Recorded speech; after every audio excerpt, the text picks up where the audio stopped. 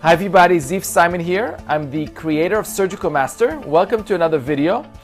And this is an instant replay, which is a presentation I record after surgery, showing you the case step by step and some tips and tricks and different lessons that I've learned. In this video, I'm going to show you an extraction, an immediate implant placement, and an immediate provisional, which can sometimes be tricky. And some people think it's stressful. It can be if you're not prepared. But if you plan the case ahead of time, if you use some type of guidance, ideally computer guidance, and you prepare a provisional ahead of time, you will find out that this procedure is relatively uncomplicated and with very little stress. Now, when you're replacing teeth with implants, you have some options. You can place an implant immediately into a socket. You can load the implant immediately, or you can place the implant into a healed site and also delay the loading. You have some options, and really the decision on the approach is yours. It depends on your level of comfort. It depends on your, what works in your hands. But also keep in mind that every approach has advantages and disadvantages, and that's something you also like to discuss with your patient. Now, when we place an implant, whether it's delayed or immediately, you have total control over the position in all three dimensions, but you have no control over the biology and how the patient is healing. So some of the question marks when it comes to placement of implant is what will happen to the buccal plate or the bones surrounding the implant, what will happen to the soft tissue.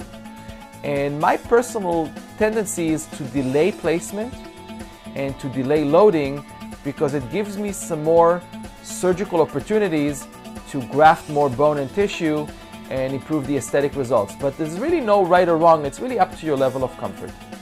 So in this presentation, I'm going to show you a case where a patient presented with a broken down tooth that was non-restorable, and how we planned the case together with the patient's dentist with a computer-guided software, how we plan the provisional ahead of time and place it right after the extraction and the positioning of the implant. And let's see how this case turned out. So this patient was referred to me by my good friend, Dr. Phil Mendelowitz from Los Angeles, California. And Phil is also my mentor in regards to everything to do with digital dentistry. He's so knowledgeable and fun to work with, and I really enjoyed treating this patient with him. So this patient presented with a broken down tooth on the upper left side. It was a premolar that broke under the gingiva and also had some residual caries in the pulp chamber. So the tooth was basically non-restorable and needed to be replaced with an implant.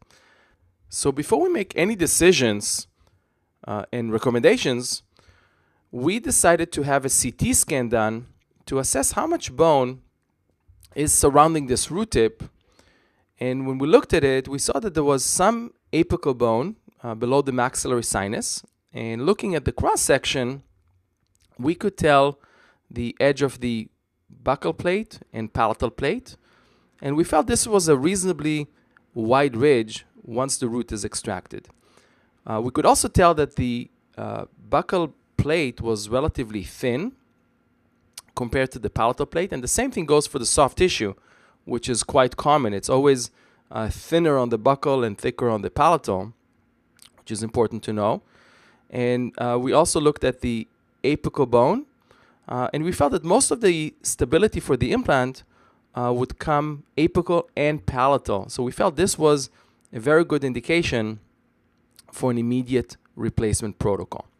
So before we plan the position of the implant in 3 dimensions, it's very important to have some type of blueprint, some type of actual wax-up or virtual wax-up to envision how the restoration is going to look like, and also to plan an implant trajectory that would be in a screw axis. That's obviously important for a provisional, to have it screw retained, but also gives you the option to have a screw retained crown if you'd like to with the final restoration. So we had a virtual wax up, we had the implant planned in the right restorative position. And it's sometimes tricky to place an implant next to a canine because a canine has a distal angle. And one of the most common mistakes that is being done is to get too close to the root of the canine just because of the anatomical distal angle. You would also like to be in the right apical coronal position, which means that the platform of the implant should be around 3 millimeters from the gingival margin for the better aesthetic result and a good emergence profile for this restoration. It also helps me to go over the different cuts of the axial views and really measure every cut, and I spend a lot of time on that to make sure that I'm in a good distance, in a safe distance from the adjacent roots. We're looking at about 1.5 to 2 millimeters. And also placing the implant in a more palatal position, because this is where we'll get our initial stability. And also, this would be the better restorative position from a screw axis point of view. So once we confirm the position of the implant virtually, we can order a surgical guide that we'll use during the procedure to place the implant in the exact same position. Now, this surgical guide can also help us make a provisional. And Phil used the guide on the patient's model and placed an implant analog based on the same virtual position. Now, there are two main ways to do that. You can do a model surgery using the same drills and the same tools that you have in your surgical plan. Or you can hollow out the plaster in this area, use an implant analog connected to a fixture mount, and basically stabilize the analog this way. It doesn't really matter, but what's important is that once you make a provisional based on this implant analog, the implant will have a defined timing. And the timing is the position of the hex around the axis of the implant. And once you make a provisional, there's only one way it's going to fit. Now, if the actual implant positioning is different in the hex orientation or the timing, the provisional is basically not going to fit. And that's going to be a shame because you spent some time and efforts to pre-make it.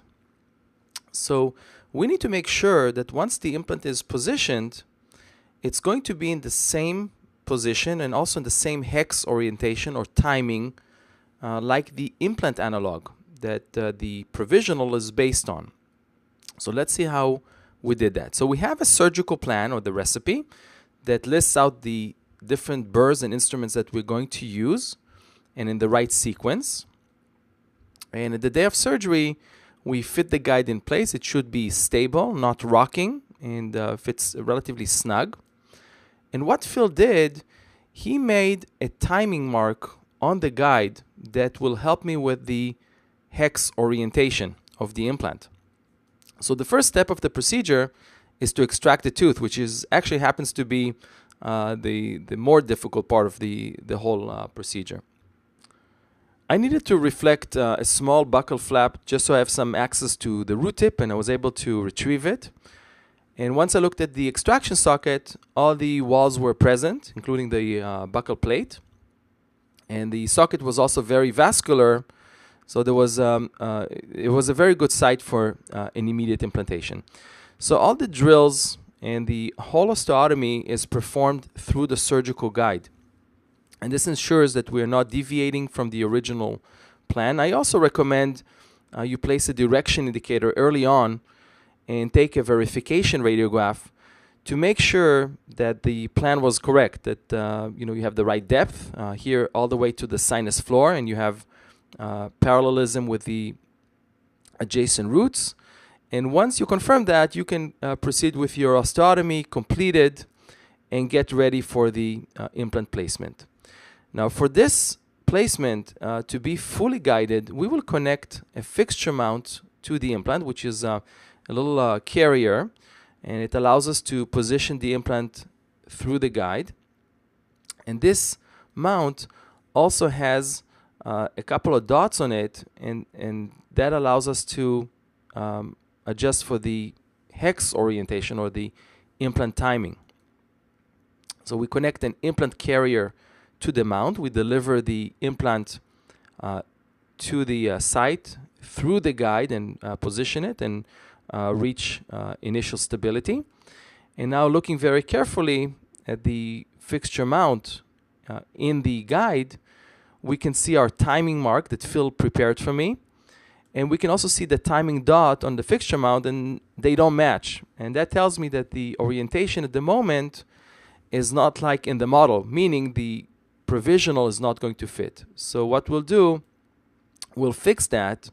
We'll make sure that the timing is correct, that everything is aligned, and only then we'll remove the fixture mount using a small tool, remove the naturally the computer guide, and then place the provisional, and it'll be hand torqued into position.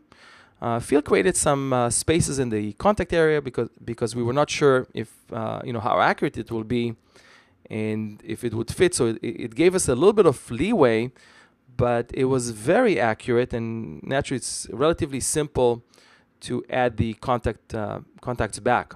So we adjust the contacts as needed, adding or subtracting, and we also adjust for the occlusion. So we'll block the axis, the screw axis with Teflon and Cavit.